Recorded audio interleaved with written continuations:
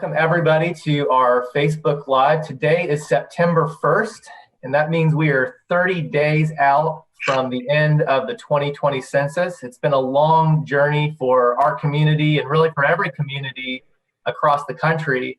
And so we wanted to take this opportunity to really emphasize the importance of this nationwide population count. And that's why we're having this Facebook Live event today. We know everybody in our community has a lot on their minds with the beginning of school, with COVID-19, with so many issues we face this year, but we don't want to forget the importance of what it means for our community to count in the census. And that's why we've gathered a terrific group of local leaders to talk to you all about the importance of having a complete count here in Pinellas County. Today, and my name is Josh Boatwright. I'm with Pinellas County's Marketing and Communications Department. We've been working closely with many of the leaders on this call to work through a committee to really increase our response in the census over the past year. On the call today, we have Commissioner Kenneth T. Welch, who is our county commissioner and who's the chair of our Complete Count Committee. We have Renee Flowers, who is a member of our Pinellas County School Board and also a vice chair of our Complete Count Committee. We've got Dr. Yuli Cho from the Florida Department of Health, Pinellas County, who's going to talk to us a little bit about how the census supports the health systems in our county.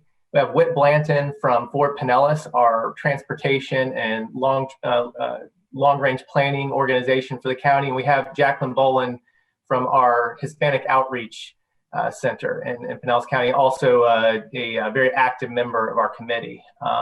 So to give just a moment of background about the census, right around the beginning of March, the Census Bureau sent mailers out across the whole country. And just about the same time they sent those mailers out to ask people to complete the census by mail, online, or by phone, we had a very unexpected turn with the coronavirus. So that really turned everybody's attention, rightly so, away from the census. And so we've been working a lot over the summer to try to get that message out that people can take the census safely at home. Right now, we do have the Census Bureau out in neighborhoods doing door-to-door response using social distancing and masks for safety to follow up with those homes that have not responded. But there's still a really important message we need to get across about the need for more people to self-respond to make sure we get the highest count possible. And so to begin with, I wanted to ask Commissioner Welch maybe to share a few comments about the importance for our county as a whole in being adequately counted in the 2020 census. Well, thank you, Josh. And I want to thank all the panelists here today and everyone who's watching. Pinellas County has a unique way of working together, and I'm so proud and excited about the work that the county has done through the Complete Count Committee. We actually started this work in December of 2018 was our first meeting with the U.S. Census Bureau, and the Complete Count Committee, which is, and you'll have to correct me, Josh, but I think we're up to about 100 people countywide who are participating through our subcommittees. But that's a countywide group of folks who have worked since last May to let folks know about the importance of the census and the fact that it means funding education, housing, healthcare, and so many other things in our community. The state of Florida receives about $44 billion in funding based on the census every year. Particularly want to thank you, Josh, and Corey Gray, and my executive aide, Darlena Herring, for their work, and all your colleagues and teammates, but to the Complete Count Committee as well for all of their great work. And we've got two subcommittee chairs here today, Jacqueline Boland, who chaired the community subcommittee, undercount and community group subcommittee, and also Renee Flowers, who chaired the Education Youth Age Friendly Subcommittee, and also is the vice chair of the Complete Count Committee. These folks have been working for more than a year to get the word out there about the importance, and we're doing very well in Pinellas County. We are at latest numbers, 65%. Folks have responded so far, and that's not even counting the census takers that are out on the streets right now. And that is exceeded what we did in 2010 already. But we need to work hard this last 30 days finish out strong. We're 0.3 points behind Duval County, and Pinellas County will not come in second to Duval County among large urban counties. We want to be number one, but it impacts so many things in our community, and the folks that are here today, including Dr. Cho to talk about healthcare and Whit Blanton to talk about transportation impacts. All those things are impacted by the census. And finally, our representation in Congress and the U.S. House of Representatives depends on having that accurate count. So it's very important. Pinellas is doing very well, but we need to finish strong in September. Thanks, Commissioner. One thing to remind our viewers on Facebook, if you have questions, we're going to speak to each of our panelists to get their expertise on some of the ways the census impacts areas of our community. But if you have specific questions about the census or about the efforts we're doing, how you can help us get the word out, please drop those in the comments on Facebook. We'll ask those questions after we go through some introductory remarks. And I also did want to mention, we'll be talking towards the end as well about some ways you can get involved if you've already taken the census to really promote and spread the word and take part in our social media campaign, which is the hashtag Pinellas Census Challenge. So I wanted to mention that. And now I'd like to talk to Whit Blanton a little bit about transportation. Now, there's a lot of federal dollars that come into our community that are based on population data from the census. Could you talk to us a little bit about some of those projects, some of the range of things that people may see in their everyday life here in Pinellas County that are tied back to that funding that is based on the census count? Sure, Josh, good question. The census really affects all kinds of transportation in Pinellas County, from roads to trails to bus service. At the federal level, the census is used primarily to define urbanized areas versus non-urbanized areas, and that really opens up a lot of additional discretionary and formula funds. Pinellas is certainly an urbanized area, but what's interesting is Pasco, Hillsborough are part of our same urbanized area, and this census is going to be particularly important because they are growing rapidly outward, so we're likely to redefine our urbanized area for Pinellas, Pasco, and Hillsborough County, and that means more dollars coming into our county for all kinds of transportation projects, not just our county, but Pasco and Hillsborough as well. In addition, urban area formula grants go to transit agencies like Pinellas Suncoast Transit Authority to provide funding for capital projects. So it's really important that we count everyone so that we can make sure that we bring back to our county the appropriate dollars that we need as an urban county. The United States Department of Transportation also has formula funds that go to states and to metropolitan planning organizations like Ford Pinellas, our agency, and an undercount could mean a loss of millions of dollars for transportation projects that we prioritize annually. And we work very closely with the Florida Department of Transportation to ensure that those dollars come to Pinellas County and that we're ready for those projects. Another example is the Housing and Urban Development Department at the federal level provides community development block grants to local governments, to cities, the county, and that's money that's earmarked for infrastructure. And some of that can be spent on roads or trails, sidewalks, and crosswalks as part of the Community Development Block Grant Program. Finally, the state of Florida uses population counts in the factor used to fund public transportation service throughout the state of Florida. And PSTA, our Pinellas Suncoast Transit Authority, competes against other counties in Florida for those funds. They're discretionary to a point, and they're based on population and on ridership. So here in Pinellas County, at the local government level, we have a local option gas tax that Pinellas County collects, and the county uses census data to distribute those revenues to the county's 24 cities based on population. So if Gulfport or Madeira Beach or one of our other cities has an undercount, then they may receive thousands in less dollars that they use for maintenance of their transportation network. There's another census product out there called the American Community Survey that transportation planners in my agency use often to evaluate transportation characteristics, how people travel, and detailed information about the needs for transportation. And an example of that, we just used that to plan an underpass for US 19 in the Dunedin Palm Harbor area. And what we found is that we looked at that data and identified a number of people living near that underpass who have no vehicles available in their household. So that very detailed, limited survey, it really only goes to a sample of the population, is also a big part of our transportation planning activities. Thanks. That's a great explanation. There's really a lot of different pieces that I think of our transportation network that I think people don't realize are tied, particularly that population data. And I think another really important example of where population data is directly tied to services and programs that are important to a lot of our families is in the school system. So I wondered if our school board member, Renee Flowers, if you could speak a little bit to some of the specific school programs that our families use every year that really are tied to making sure we have an accurate count of how many families and how many kids we have in our community. And I know now more than ever with the situation we have with COVID and with all the economic issues that's created, that securing that funding for the future will be really important for our schools. So maybe you could tell us a little bit about the impact on the schools.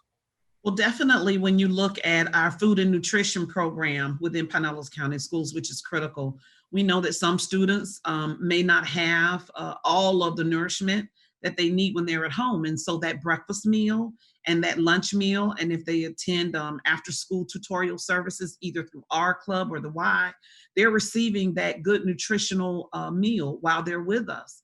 And so we know that at least for twice out of the day, plus a snack, they're receiving good nutrition.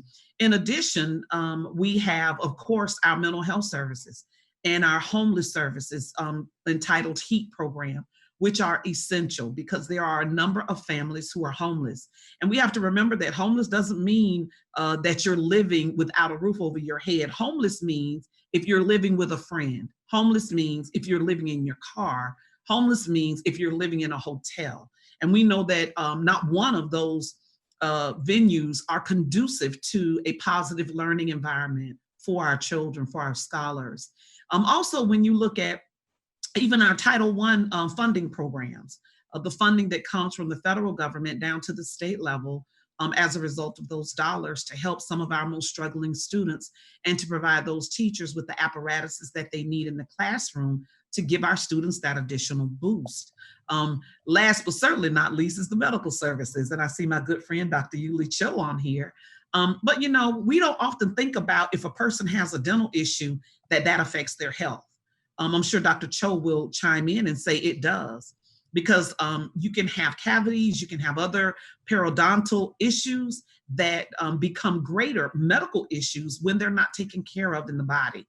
You have young children who may have cavities, losing teeth at early ages, and it makes it difficult for them to eat, which makes it difficult for them to ascertain the nutrition that they need, let alone making sure that their immunizations are available to them and up to speed. So these dollars, over $44 billion, as Commissioner Welch has already talked about, are essential and critical to our community. And when we don't receive our full share of those funds, we don't get a do-over. Mm-hmm. We don't get to go back and retrieve those dollars. We're talking about 10 more years of operating in a deficit. And right now with COVID-19, the pandemic, other healthcare issues that have availed themselves to our community, particularly minority communities and persons of color, it is so critical that every single person be counted in our county.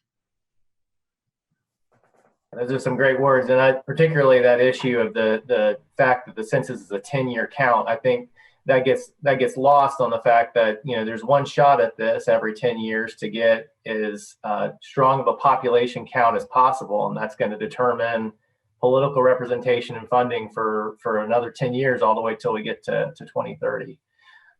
So the issue of health was a good transition to speak to you, Dr. Cho. Could you tell us a little bit about both the ways census data informs funding for healthcare in the community, as well as also how it impacts the way that our healthcare leaders plan for the future?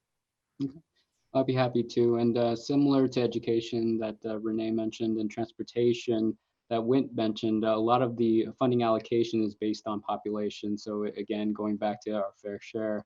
And just to give you some examples of programs that are federally funded that the health department sort of delivers includes our WIC program as well as Healthy Start.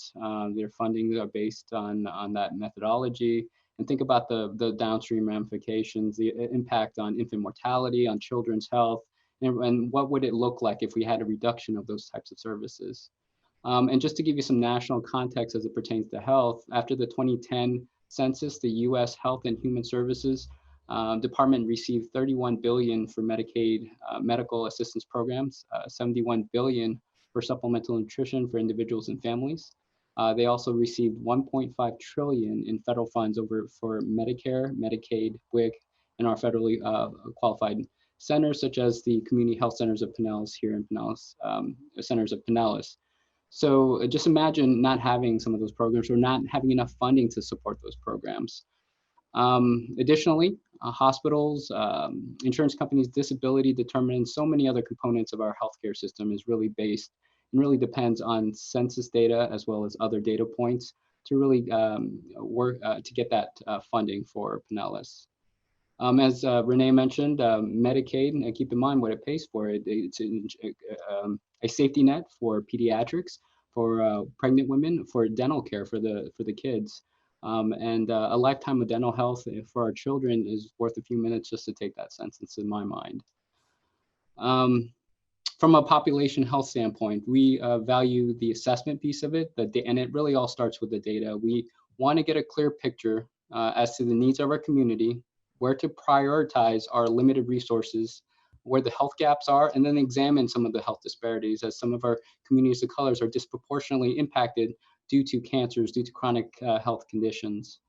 So what we do with the hospitals using the census data and other data points is conduct a community health assessment to help prioritize some of those. And on our last go around, it turned out that mental health and substance abuse was one of the top health priorities, along with access to care and other environmental and social determinants of health factors. And if you have to also remember that the community health is determined by where you live, work, play, or worship, more so than sometimes seeing a doctor. So it's vital to have an accurate count, look at some of the demographic and racial and ethnic breakdowns, as well as the other components of health. Josh, I don't know if we can continue to push the online, but with COVID around, it is vital to maintain that social distancing. And I know people are still going door to door while maintaining that social distancing, the hand hygiene and wearing the masks. But if that's still an option, that's another safe and convenient way to take those census. So thank you. That's a terrific point, Dr. Cho. And on the screen, you'll see some of the options for taking the census safely from your home. You can definitely still take the census online or by phone. You can actually take the census online in 13 different languages as well as on the phone. There are several different phone numbers. We have the phone numbers for English, Spanish, and Vietnamese on our website, but there are several other languages that you can take the census in, through by phone. And that is definitely your best option. It is, although some people may be reluctant, we want to emphasize that taking the census online is a secure platform for taking the survey. You're asked a few basic questions about your name, the number of people in your household, some other demographic data. It's very simple. It's a lot less information than you share in a lot of other areas of your life.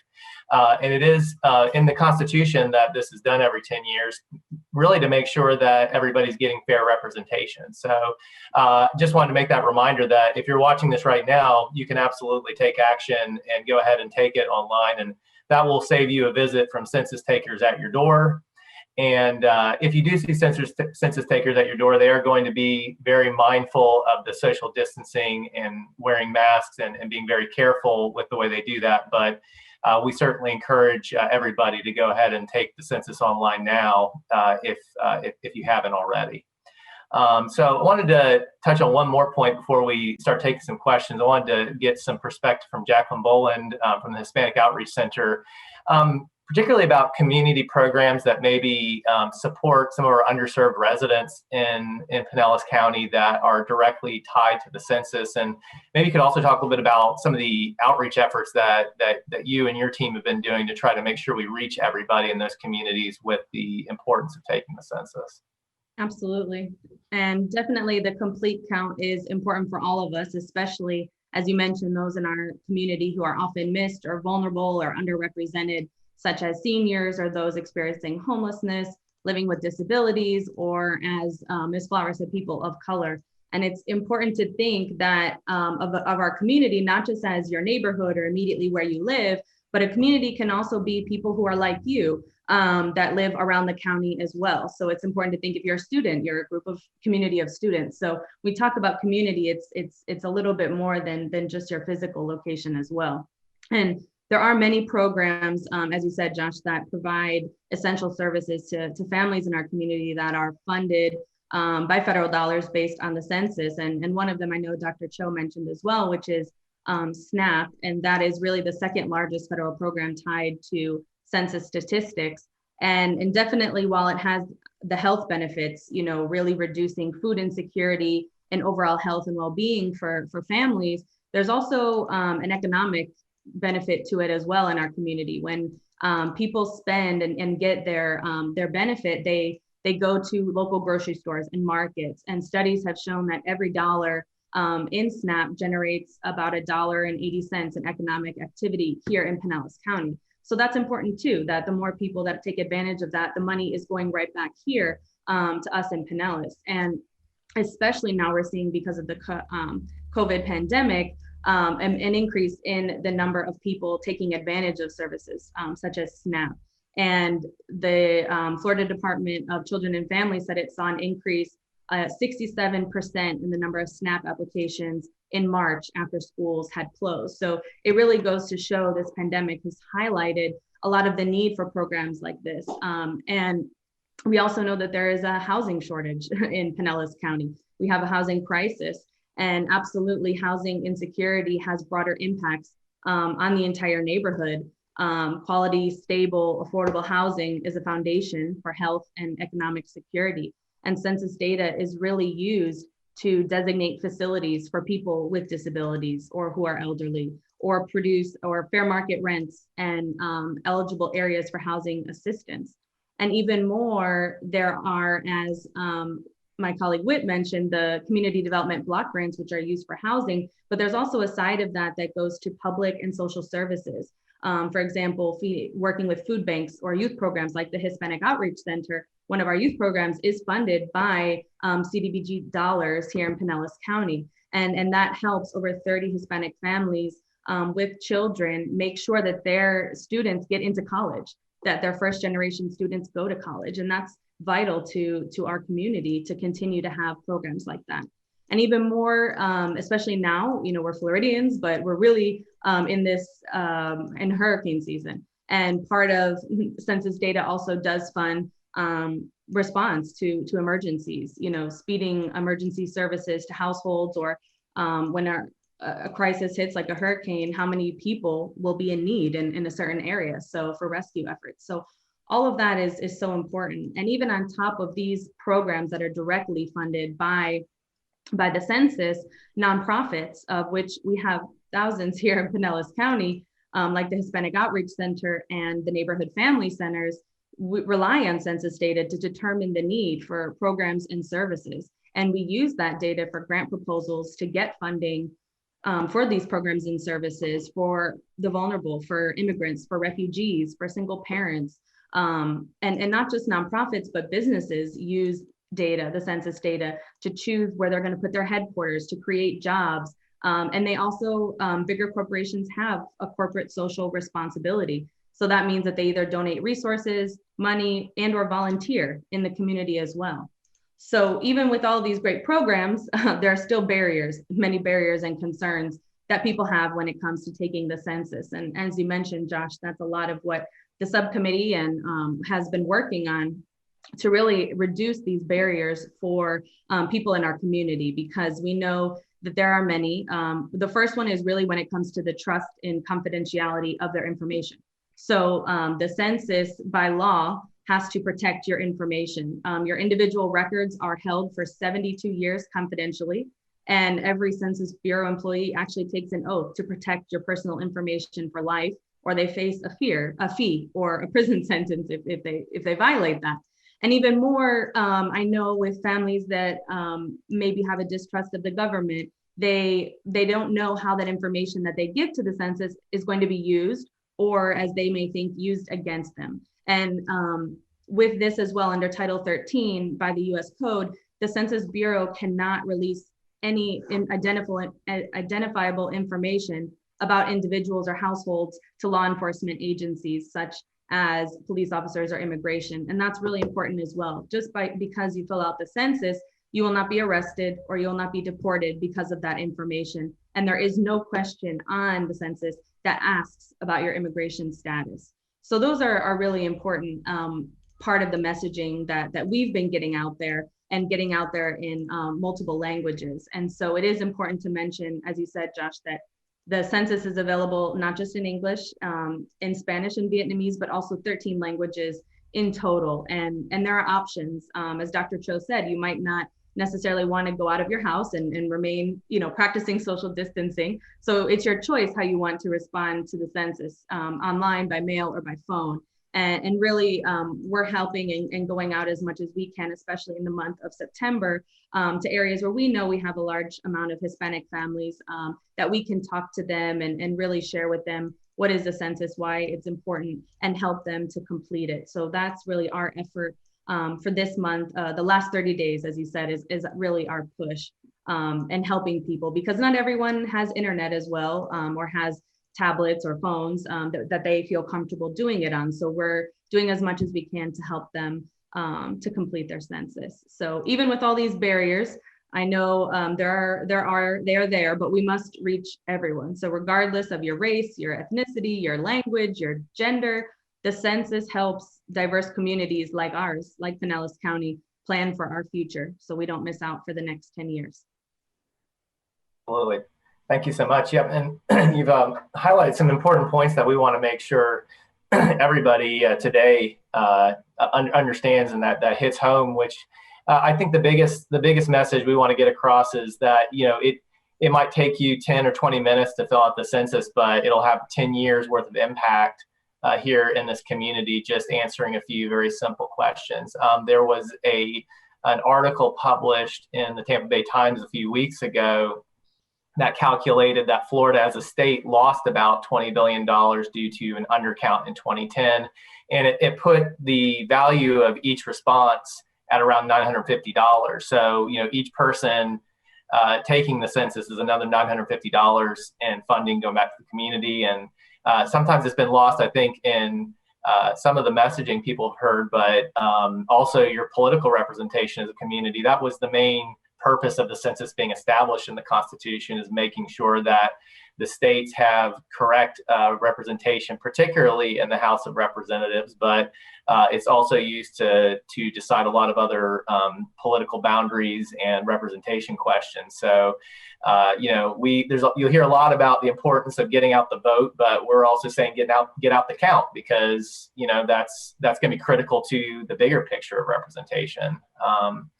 One of the kind of general questions we wanted to answer during this is, and this is kind of for anybody on our panel, it's what impact we feel like COVID-19 has had on the count, on census operations, and kind of how we've responded to it, or how our community can respond to overcome some of the challenges that COVID has placed on us.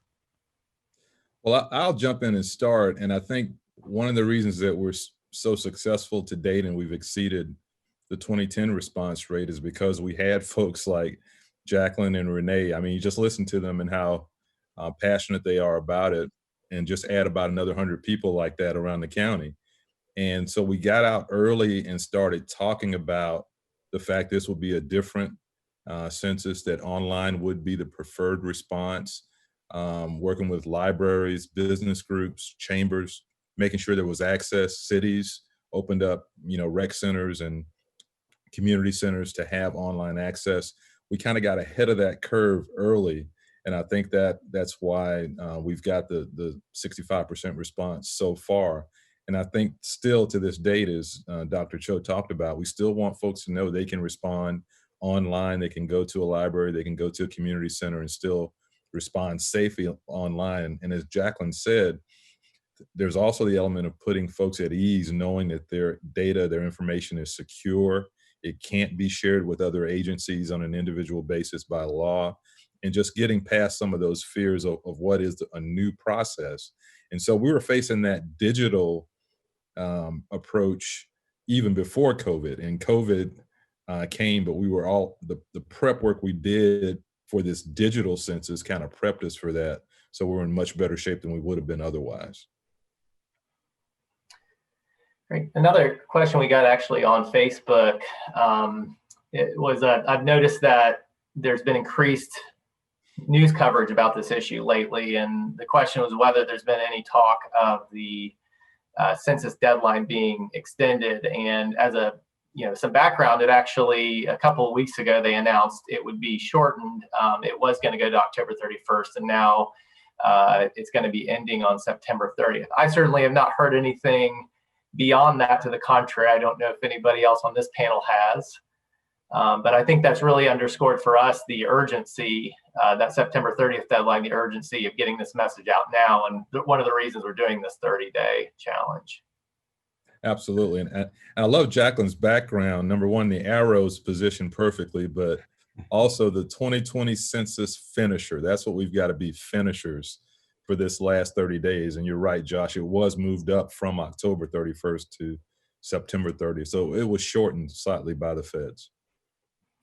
And I think the sad part about that is, although we know that there are some and could potentially be some political implications as it relates to maybe adding a Senate seat or whatnot, when we're talking about individuals who work hard every single day, they pay their taxes, they pay in their Social Security, they pay the Medicare tax, they're taking care of their families, they're trying to live the American dream, they're trying to do simple things like own their own home or pay for college education, or even just be able to pay their co-payment for healthcare insurance.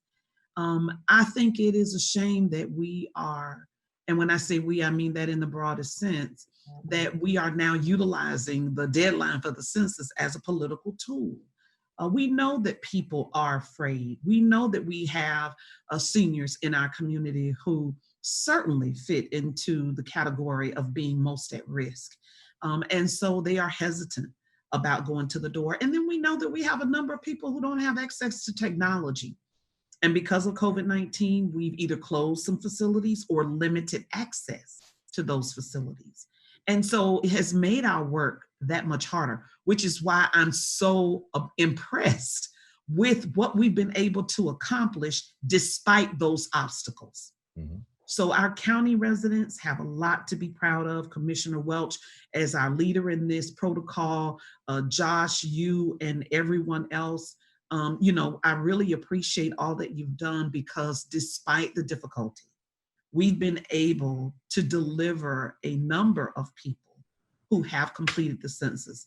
And so we are imploring for those who have not completed, that we don't want tomorrow to be, I wish I would have completed it, or I wish we would have those dollars. I want us to be able to say that we hit an 80% or greater mark. We're retrieving those dollars that you as a taxpayer so gleefully paid into, and we're able to provide these services to the residents in Pinellas County. Absolutely, and I'll echo in and say that I think this time has really shown all of us the creativity and innovation and being able to find new ways to do things. And I think part of the strength, as you said, Commissioner, is because in 2018, we all came together way before, and we had all of this network and infrastructure already built up. And I think that that's been really key to having that foundation for us to now elevate it and try as much as we can to be creative and try different ways, find fun ways, and while being safe to reach people. And like you said, Renee, it's a challenge, but absolutely we'll do the best that we can with the 30 days, that we have to make sure we can get as many people to count. So I'm very impressed and proud as well of the subcommittees, mine and all of the others who I know are working just as hard to push as much as we can and get the word out there. One thing, I got to note that it might be helpful for our viewers to kind of take a look at the map that we've been looking at a lot in terms of where we still need more census responses. So I'm going to attempt to share that on my screen and see, if I know many of the panelists on this call have been working in these communities to try to get the count out and, see if y'all have any insights you can provide into, why it's important that some of these county or these particular census areas get counted. Let me see if I can pull it up. While I'm doing that, one other question we got was just about how it works if you've taken the census online already. Do you know you're done, or do you get visited again by a census taker? Well, while you're pulling that up, just to that last point, I was reading last night on census.gov that even though you have submitted the census, you might get a visit by a census taker to get more information or to verify address info or something to that nature. So you still might get a visit even though you've completed the census. And I know as well that it might especially be if you did not put in the code that you were given in the mail, and that's what they're going to come probably to verify your address. Okay. Or if you've moved after April 1st, for instance. My sister is a poll worker in Polk County, or a census worker in Polk County. And so she's going around and verifying some of that for people who've moved and relocated. And it really is where you lived on April 1st. Okay. Yeah, that's sometimes lost in the discussion because April 1st came and went when we all had our minds on a lot bigger issues at the time with COVID, but that's correct. They are looking at those addresses as of April 1st. So it can be hard sometimes to keep up with where people have moved since then. So obviously we definitely, if a census worker comes to your door, be patient, be kind, that, they're working off the best available information they have. Okay, I'm going to try to share this on the screen for a moment.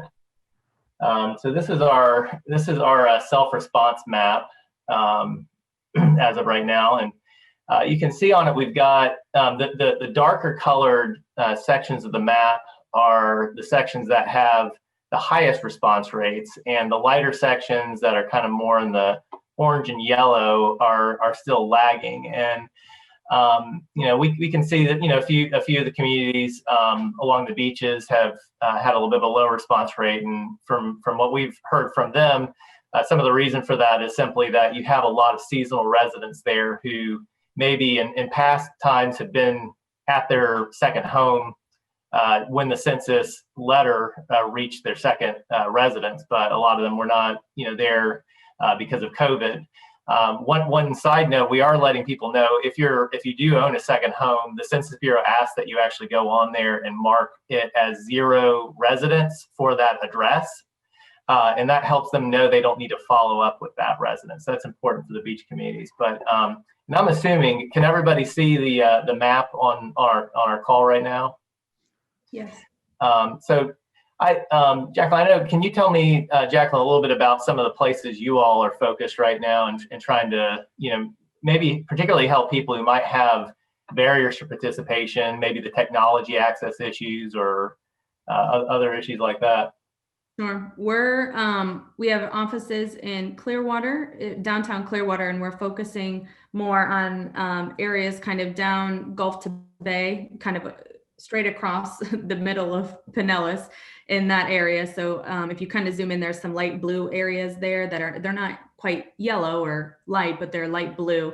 So they're and some of that yellow orange around the downtown area of Clearwater where we have families. So that's where we're kind of going in those areas. And yes, and especially targeting mobile home parks that we know have larger amounts of residents that we can kind of get that bang, I guess, for our time as we go out. And also those families might not be able to might not have access to internet or things like that. So we're doing that outreach first, and then we'll go through some of those other areas in the Clearwater area and into the Tarpon Springs area as well. Up further north, we have a second office at the Tarpon Springs, St. Petersburg College campus there as well. So really more on the north side of the county. And then my co-chair with Roxanne with the foundation, they're going to be starting outreach later this week and this month, focusing in South St. Pete.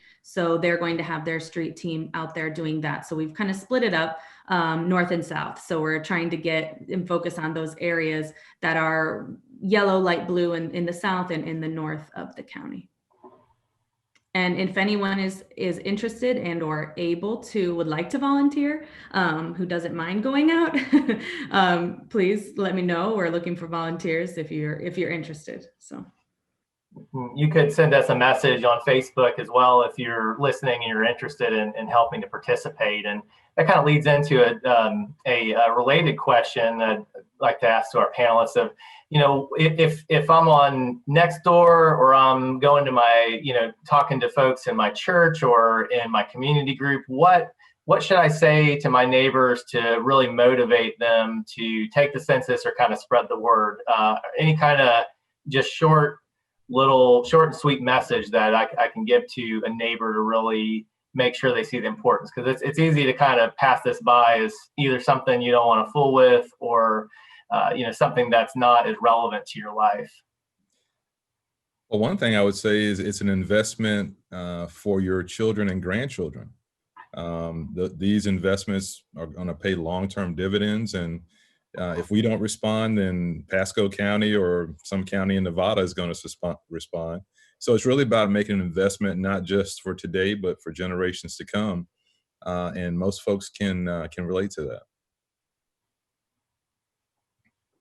I would echo that. I believe that, especially when talking with parents, is about their children. Absolutely. And do they, what resources do they need? More schools, more libraries, more parks, do they need better access to get to school for the parents to drive there? So all of those things that, when you think about your kids in 10 years, if they're 3 years old, they're going to be 13, they're going to be at a different stage of their life. They're maybe going to be in high school or in college. Are they going to be applying for scholarships? All of those things are from the census. So think about, I know we like to think, only a year or two, but when you really think 10 years down the road with your children and the age that they are, that's going to have significant impact. Health, education, all of that, transportation are all key to your child's life. So that's my 2 cents.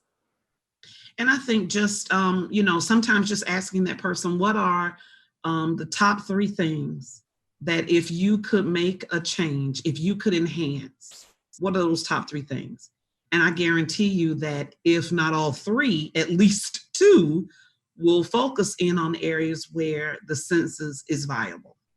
And start your conversation from there so that they are telling you what their needs are, and you're giving them concrete information as it relates to how the census relates to what's important to them.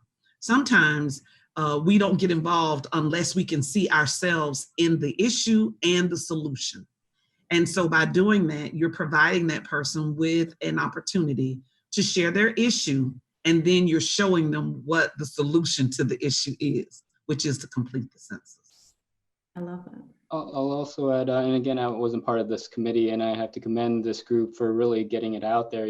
Just being number 2, and let's beat Duval County. Certainly, I'm competitive like that, but for the residents, it's a few minutes, right? It's a few minutes with trickle-down effects that has ramifications to health, to transportation, to social services. So it's a small sacrifice of yourself in your neighborhood and a spot that you love, and tell everybody in that post why you're taking the census, how that impacts your neighborhood and our community. Make sure you include the census website and the phone number so they know how to do it, because that's really important.